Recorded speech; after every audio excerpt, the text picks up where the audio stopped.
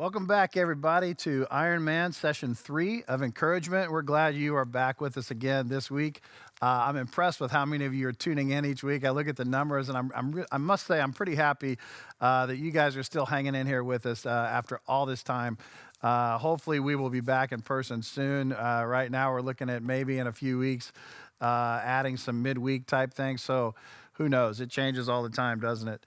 But last week, we talked about encouragement. We talked about discouragement too, and we talked about not being a downer. We talked a little bit about Debbie Downer and about people who come into our lives and use their spiritual gift of discouragement, or at least that's what they think their gift is to discourage people. But I want to just give you a quick recap on three ways that we've talked about, or we've been talking about, on how you can encourage people. And the first one is by your words, through your text, through your phone calls, through reaching out to somebody by email. You know, gosh, there's so many different formats these days of how we can actually reach out and communicate with somebody, but with our words. And the next one, our second one, is with our works, and our deeds. What are we doing for people? How are we serving people? How are we encouraging people through different things that we can do for them? And encourage them with that. And then the last one we talked about last week was living an example that will encourage people. Doing things that people will look at you and say, hey, I need to do that. That's a cool thing for my family to do, or whatever. I talked about my friend Esteban last week and how I'll see him studying his Bible outside, and how that's an encouragement to me. But there's going to be times when we are deeply discouraged, and we don't want to overlook that. We don't want to, minimize that or not make that as something that needs to be talked about, because the fact is, a lot of us do get discouraged these days. It's a real thing with COVID going on, and I'll say this, in Arizona, with the heat that we're experiencing. I don't know if you knew this or not, but we just had the hottest month ever on record in Arizona. And that's saying something for this area. We have had days, multiple days in a row, where it's been over like 110, 115 degrees. I don't know how many days in a row it's been, but it's been awful, and it can be very discouraging. When you want to go outside and be active and be around people, it just sucks the life out of you, the heat does. But it is an emotion that is within all of us. God has given us this emotion of discouragement. So there are times when it's going to happen. How are we going to deal with that, and how can we pull ourselves out of that? There were times even Jesus was discouraged with his disciples, and and as he prayed in the Garden of Gethsemane, there was some discouragement there, I'm sure. So it is an emotion. We do have to deal with it sometimes. The Bible was full of people who faced discouragement. For instance, Solomon writes in Ecclesiastes, he says, the day of one's death is better than the day of one's birth. We know that in Ecclesiastes, Solomon gets a little on the dark side of life, but he's discouraged at the end. He's like, what, life's meaningless, right? And Jonah, at one point, was so despondent, he asked God to kill him. We know that Jeremiah was known as the weeping prophet. Just because he was sad. He was sad for Israel. He was discouraged for his people. We know that David was either up or down. David was an emotional roller coaster, and we know that he was discouraged a lot of times. He was in despair, had a lot of despair within him as he used those words in the book of Psalms. Moses probably could have been more discouraged than anybody. Moses spent 40 years in the desert tending sheep, and then he spent another 40 years wandering around Israel with a bunch of stiff-necked, complaining Israelites. What a nice way to finish off his career. So Moses probably did face a lot of discouragement. Now, we know that he spoke to God face to face, and there's some really cool things that Moses got to do along the way.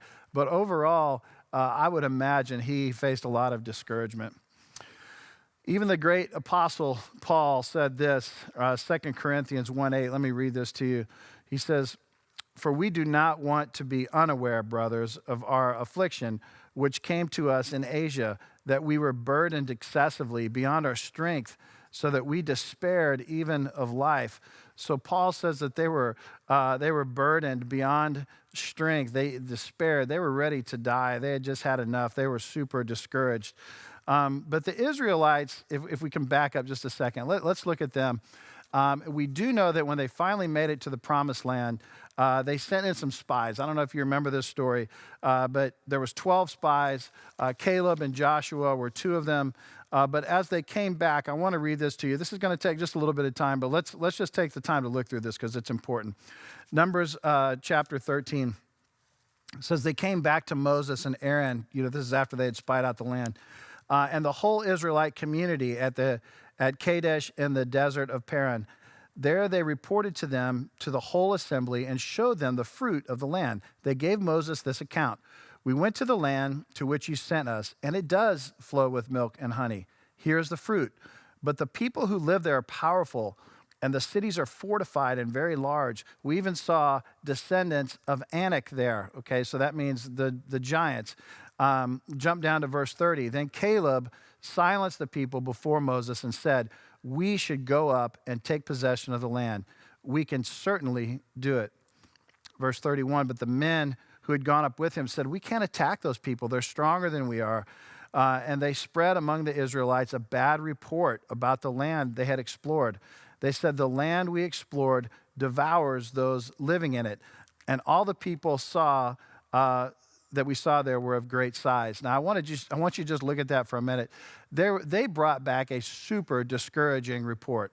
You had 10 guys bringing back a terrible report, and it created all this angst amongst the people. You did have one voice of encouragement and one voice of trust of what God could do, and that was Caleb. And Joshua later also goes along with that report. But eventually, those 10 spies died. All the rest of the Israelites that were grumbling, they also died and did not make it into the promised land. But let me back up and let's look at Numbers 14 for a second. That night, all the members of the community raised their voices and wept aloud. All the Israelites grumbled against Moses and Aaron, and the whole assembly said to them, if only we had died in Egypt, or in the wilderness, why is the Lord bringing us to this land only to let us fall by the sword? Our wives and children will be taken as plunder. Wouldn't it be better for us to go back to Egypt? And they said to each other, we should choose a leader and go back to Egypt.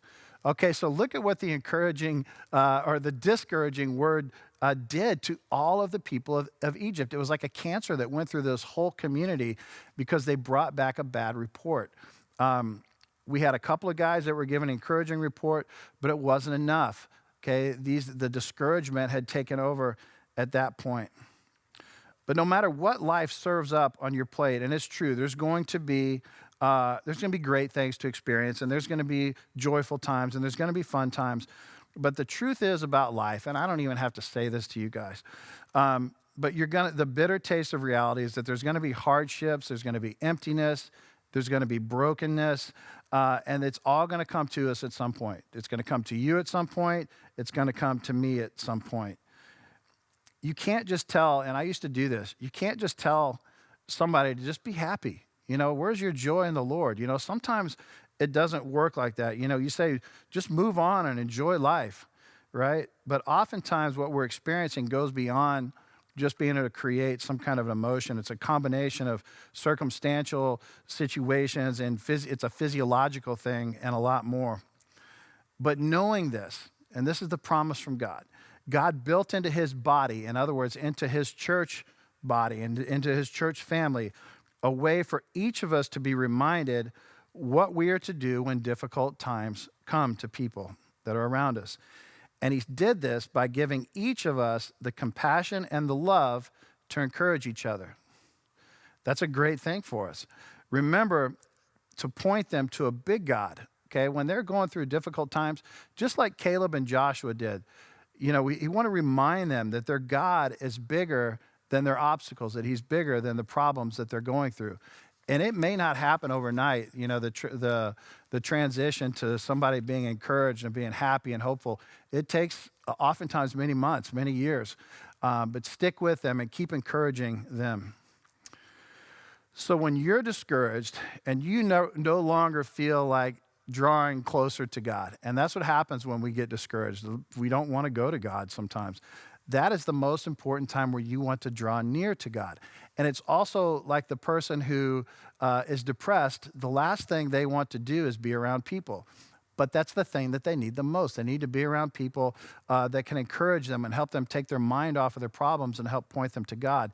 But they dig themselves into this hole that gets deeper and deeper because they don't want to be around people. And those people can actually help them, just like it is with God. When we go through difficult times, we need to go straight to the original source of encouragement. And that's what God can do for us in difficult times. But life, and think about this, and I know this almost also goes without saying, life is relational and life is about connections, isn't it? As we live through this time of COVID in this world, our connections have just been separated. I'm going to talk about this in a little while with the guys that I'm interviewing, but connections are so important, and the lack of connection is really affecting us as a society right now. But right now, it seems like the only real connection we have outside of our homes. I mean, I know you guys are connecting probably more than you even want to with your families right now. But, you may go to work, you may not go to work. I know a lot of people are working from home. You might have small groups that you're meeting with on Zoom or something like that. You may have some, kids that are starting to get back into sports a little bit. I know my son is, but they've limited even that to what parents can do and interact with each other and come into the gym and all those sorts of things. So our world has gotten really small. And while these things are nice and being with our family is nice, God doesn't want us to simply limit our interactions to these small places. He still wants us to remind people that they matter and that they were put here for a purpose. He still wants us to reach out and encourage each other, especially now. The primary reason is we need to reflect God's glory to other people. We need to be in front of people. We need to be on the phone with people so that they can understand that God is awesome and that we need to point people towards Him. The other day, I was swimming laps at the pool, and as I was coming out, I was walking back to my car, and I came across a very interesting conversation. I kind of filed in behind them and was walking, sort of eavesdropping, but there was a lady who had obviously just been for a run. She was probably in her mid-30s or whatever, and she was talking to an old British lady who was probably, 75 or 80 years old. And the British lady had nothing but negative things to say. And the lady who had just gone for a run, as you know, as typical of runners, and kind of morning type people, they're very happy. And every negative thing that this older lady said, the younger woman countered. So it was like, boy, I can't believe you're running in this weather. Oh yeah, no, this is great. I love it. It makes me feel so good. Well, isn't it just terribly hot out here? Oh no, it's going to get better. The worst of the summer is over right now. And it was like this on and on. Well, shouldn't you be running with the mask on? She says, well, if there were people around me, I would. But and so she had a great positive comeback that came up through every single thing that this lady said. And at the very end, she encouraged her. As she walked off, I don't know if she was a Christian or not. She says, this is all going to come to an end pretty soon. And she just wanted to tell the old lady, it's going to be okay. Keep your chin up. Quit being so negative and discouraging. But when you go through struggles, you need somebody to remind you that there's hope ahead. And that's what this lady did for the older lady, okay? There's hope ahead, and people need to hear that from you. You need to hear a word to point you to God when things are getting difficult. We need to be reminded of His goodness over and over again. Okay, so make sure you're making those connections. I need it. You need it. We all are in the same boat here with with our disconnect, and we all need to keep continuing to make connections. That is why we should always be mindful to encourage each other when they need it the most. So start thinking about ways that you can encourage people who when you see them in their life and they're struggling. So I want to go through just sort of in conclusion here, I want to go through 4 benefits of encouragement. And the first one is this. It's confidence, okay? Encouragement brings about confidence. Think about what happens when you get discouraged. You have a loss of hope, right? You have a drained spirit. Okay, when I step outside in this heat, I have a drained physical body and a drained spirit. I'm discouraged. Discouragement is basically the best way of describing a loss of confidence. Okay, I can't do it. I can't do it. We say to ourselves, or we say to other people, the Israelites had no confidence in going up against the Canaanites and the people that were in the promised land. So naturally, a huge benefit of encouragement is that it provides a much needed injection of confidence. So when we come along someone and encourage them, we're actually giving them a lot of confidence. We're oftentimes our own biggest critic. We cut ourselves down and we self-criticize and self-loathe ourselves, and we need somebody to come along and say, no, you're better than that. You can do this. We need that confidence. The second one is guidance. Encouragement gives us guidance. Sometimes people that are further along in their walk in life or their walk in the Lord, they can come alongside and give us wisdom and guidance. Before I came out here to Arizona, I had a good talk with a friend of mine who was visiting from California. He was in Mississippi, and he was encouraging me to take the job. I was kind of thinking about it. I couldn't decide whether to stay on with coaching or take the job here. And he said, Kyle, man, you're going to be a great men's pastor. And it was really something I didn't expect him to say, but it really did motivate me, and it helped me make the decision to come out here. When I was 24, 25 years old, I was getting kind of tired of the job that I was doing, and I had an opportunity to move to Africa, and I was thinking about it. And Palmer Chinchin, who's the lead pastor here, came along and just really encouraged me to do it. And I'm glad that he did. It was life-changing in so many ways. But the best thing was I met my wife in Africa, and had I not listened to Palmer and his guidance and his encouragement, that would have never have happened. The next thing is accomplishment. Think about the end goal here of what encouraging is. It's really of what we want to accomplish something. You're going to encourage somebody to continue on with something until they ultimately reach their goal. Doesn't matter what it is, really. You can accomplish things in lots of areas of your life. So accomplishment is another one of the big benefits of encouraging. We want to help somebody to accomplish something. And the last one is that we want to encourage people because we want them to pay it forward. If you encourage somebody to do something, think about this. And if they listen to that encouragement and they act on it and they accomplish what they set out to do, then they are way more likely to do the same thing for somebody else who needs it. That's the pay it forward part. Okay, they're going to encourage somebody else themselves. And ultimately, if you think about it, encouragement is going to change the world. Okay, you might be saying, that seems a little, over the top. But encouragement, think about it like this. Encouragement leads to confidence, right? Confidence is going to lead to action. Action leads to accomplishment. And when we have all of these things being accomplished, it's going to make a positive impact on our world. So don't be afraid to make goals. And don't be afraid to make your struggles known. So if you have goals, let somebody know about it. If you're struggling with something, let somebody know about it. I have people in my life who are addicts, and they're letting people know about it. I have people in my life who are addicts and are not letting people know about it, and they're struggling. They don't have anybody to come alongside them and encourage them because they haven't admitted that they've got a problem.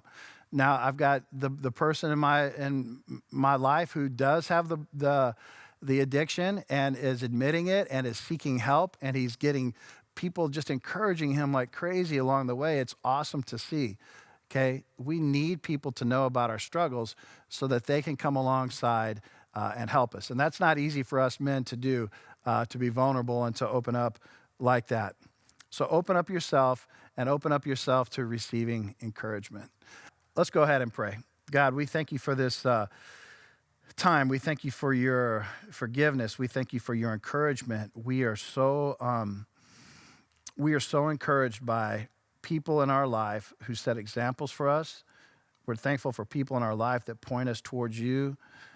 God, help us to be encouragers that can pay it forward to people that need it. Help us to look out, to connect with people as we go through the next few weeks, few months. We don't know how much longer this COVID thing's going to last, but God, help us to be the body of believers who does your work in connecting with people and loving people and supporting people when they need it. God, we lift all this up to you in Jesus' name. Amen. All right. Well, we are here with Nate Hughes and my friend Kristean Alcocer. Said that name right? Right? All right. So as you guys know, everybody knows Nate from being here at the Grove and Reconcile pastor. And but not many of you know Kristean. You were on stage a little while ago. What were you doing up there?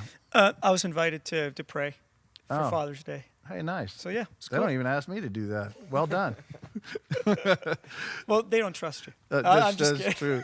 But Kristean and I met on a trip to Mexico about, oh man, I don't even know how long ago that was now, 6 months ago or something like that. Back in, was it December or January? I think it was January. Yeah. Yeah, we went down. Now, do you two know each other?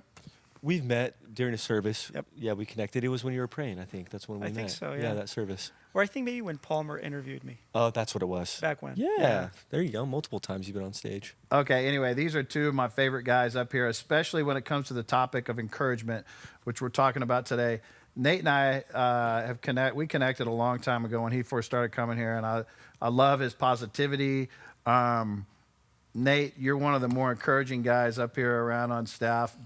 Would you agree with that? I mean, I don't know if I would agree with that, but one thing I try to always do is make sure I have a spirit of encouragement and positivity for sure. I mean, life is too short, so. Yeah, and I see that with your Reconcile group, and I see you have a way of drawing people towards you, and I think that's because you're positive.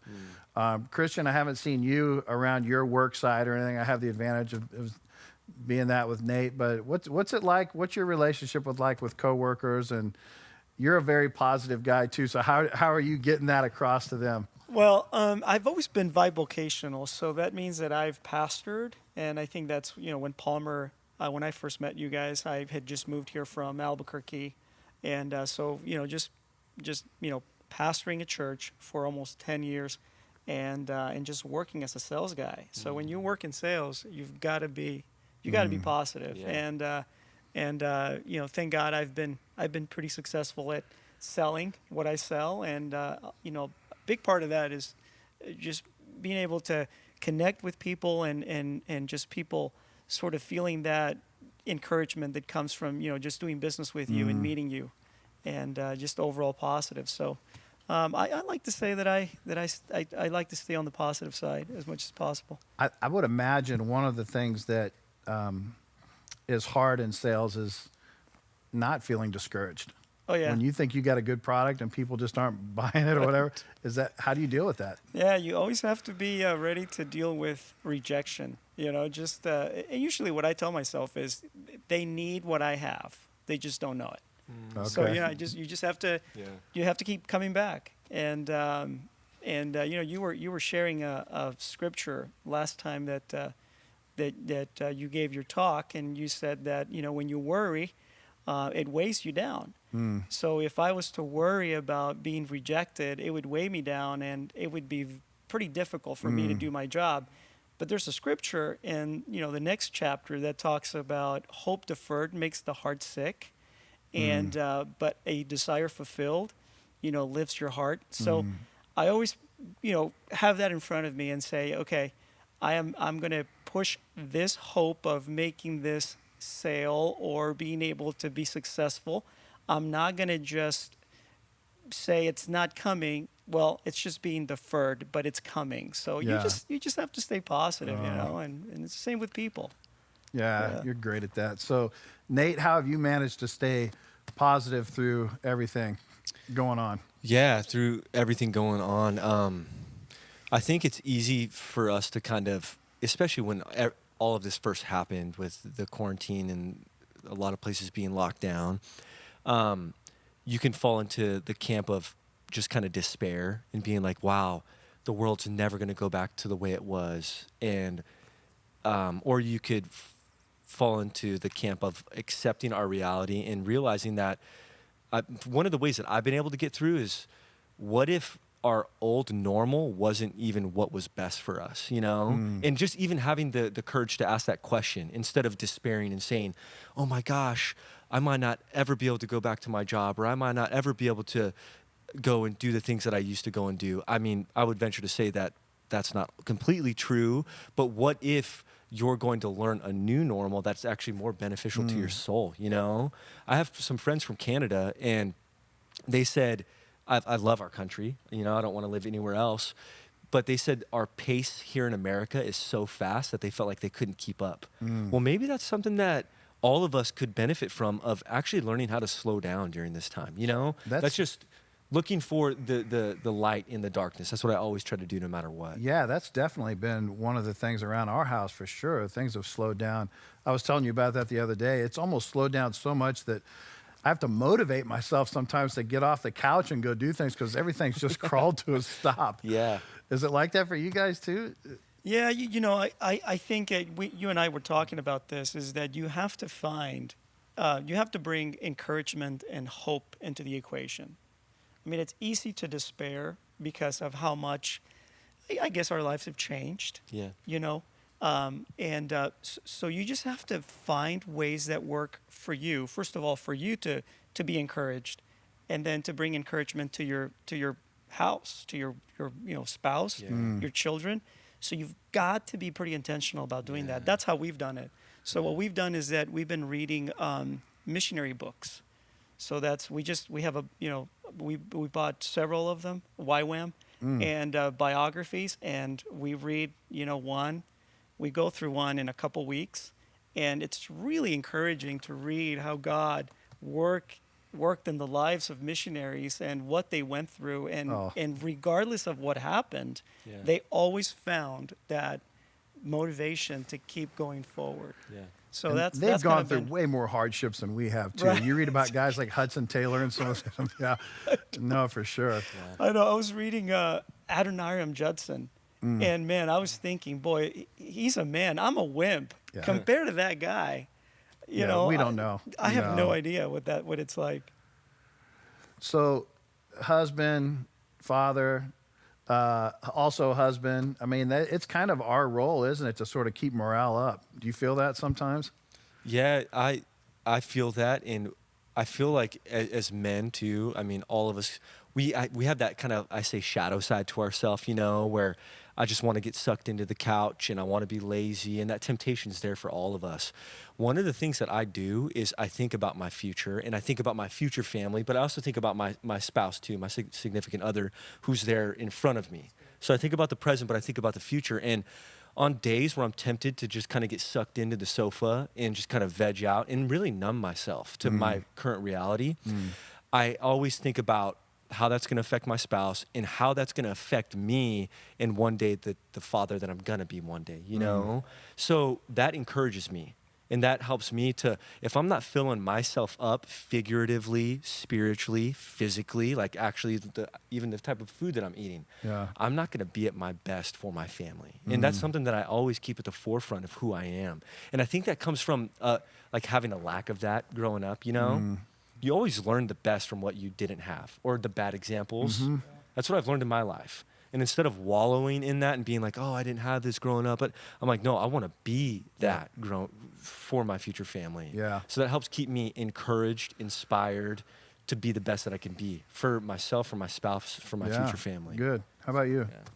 Yeah, that's good. I like how you mentioned future, because I think that's a big part of hoping. Yeah. Is to hope in that future. Exactly. I was listening to, I think, Palmer's message a couple weekends ago was incredible, where he talked about vision. Yes. And what's the vision for your? I mean, what makes you feel sort of upset? That you want to change it, that you want to do something about that. Yeah. And that speaks directly into the future. I mean, where do you see yourself, right? And your family and your spouse going? So, leading. Yeah. Boy, that's amazing. Yeah. I love that. You've got to have that future in front of you. Yeah. Yeah. One of the things we've been talking about is how to encourage people and how you get encouraged. And it's almost like the love languages we were talking about a little bit earlier. But, you can encourage somebody with words, text, emails. You can encourage somebody by doing something for them, deeds or works. And then the last one we sort of touched on last week was being an example to somebody, or someone being an example to you as an encouragement, watching the way that they live out their life. So I'll put you guys on the spot. What is your how do you get encouraged the most? Like, what is it? Somebody does something for you or to you or says something to you, and you say, "Man, that made my day. That put a spring in my step." What is it for you? Oftentimes I've learned the way we give love is the way that we actually like to receive love. And I didn't know this about myself for a long time until I got married. Go figure. You learn a lot about yourself after you get married. I am huge on acts of service. So a lot of times in my life, people would speak words of affirmation, and I started to almost resent them because there wasn't action to follow up those words, you know? And I've learned that even if I'm making a meal, I don't like to eat alone. I want to cook for my wife. I want to cook for my friends. I want to have people over. I'm huge on sharing, you know, in acts of service. So for me, I've learned about myself. That's how I feel loved. That's how I feel valued. And also, too, you bring up the love languages. It's so important to know your people and how they receive love, especially even in the workplace, because I've learned that if you take one person in front of the rest of the staff and you encourage them in front of everybody else, that could actually be something that causes them to be embarrassed. But if you wrote them a note that was specific and intentional with a gift that they liked, they would light up. That feels more sincere to me. That feels more anyway. sincere, yeah. So knowing yourself and your people and how you receive love and how they receive love is so important. Acts of service for me, for sure. Yeah, so and we were talking about the love languages. I mean, the book. I mean, it's a well-known book, I think for a lot of men, I think acts of service is going to be on the top of the list. So for me, it's the same situation. But I think that as a human being, you know, as a father, as a husband, you need to learn all of them.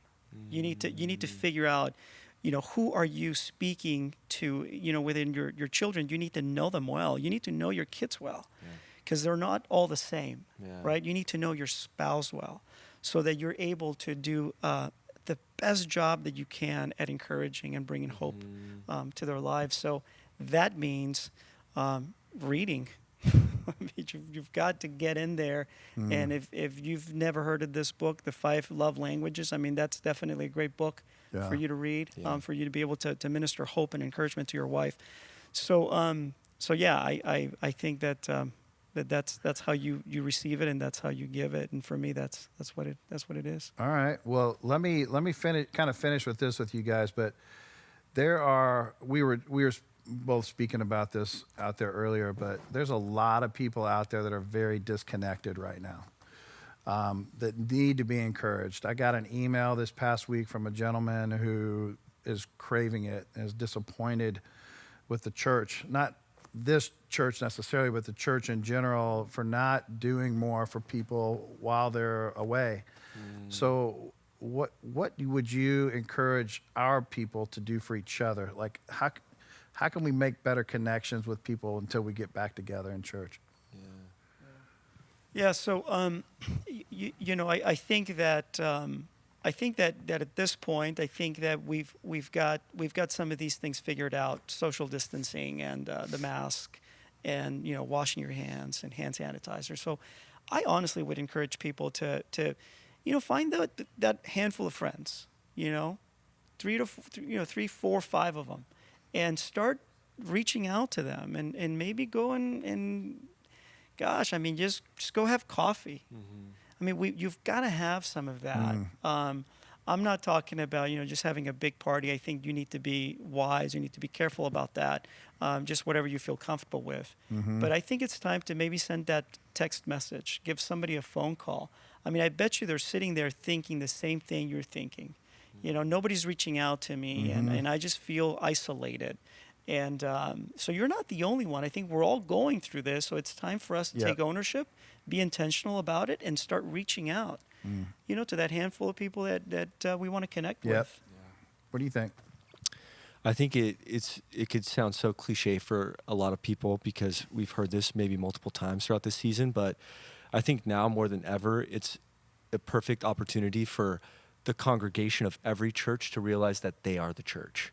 And I think that a lot of people don't realize how lonely a lot of our pastors and ministry leaders are, because it's can be such an intense calling.